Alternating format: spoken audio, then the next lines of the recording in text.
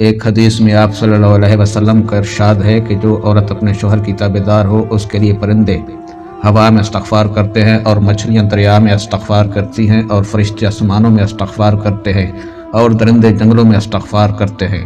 رسول اللہ صلی اللہ علیہ وسلم نے فرمایا، پہلے اپنی ذات پر خرچ کرو، پھر کچھ بچ جائے تو اپنے اہل و عیال پر خرچ کرو۔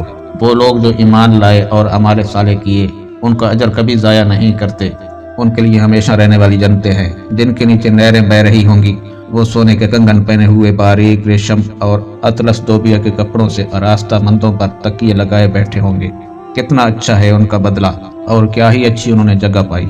حضرت عائشہ رضی اللہ تعالیٰ عنہ فرماتی ہیں کہ نبی کریم صلی اللہ علیہ وسلم نے ارشاد فرمایا، اگر عورت اپنے شوہر کے مال سے کچھ خرچ کرے اور اس کی نیت شوہر کی پونجی برباد کرنے کی نہ ہو تو اسے خرچ کرنے کا ثواب ملے گا، شوہر کو بھی اس کا ثواب ملے گا، کیونکہ اس نے کمایا ہے، اور خزانچی کا بھی یہی حکم ہے کہ ایک ثواب کا دوسرے کے ثواب میں ذرا برابر بھی کمی نہیں کرے گا۔ اللہ تعالیٰ جہنم کی شدت کا حال بیان کرتے ہیں، اور جہنم کی وہ آگ کتنی شدید ہوگی قرآن کی زبان میں۔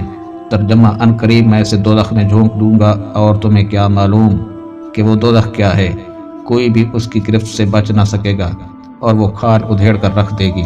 رسول اللہ صلی اللہ علیہ وسلم نے فرمایا، لوگوں میں اللہ کے نزدیک سب سے بہتر وہ شخص ہے جو اسلام میں سبق کرے۔ نبی کریم صلی اللہ علیہ وسلم کی نصیحت۔ رسول اللہ صلی اللہ علیہ وسلم نے فرمایا، جب تم میں سے کوئی شخص کو جمائی لے تو اس کو اپنا ہاتھ منہ پر رکھ لینا چاہیے، کیونکہ کھلے منہ میں شیطان داخل ہوتا ہے۔ اللہ تعالیٰ نے فرمایا، اے میرے بندو، تم رات دن گناہ کرتے ہو اور میں تمام گناہوں کو معاف کرتا ہوں، لہٰذا مجھ سے بخشش طلب کرو، میں تمہیں بخش دوں گا۔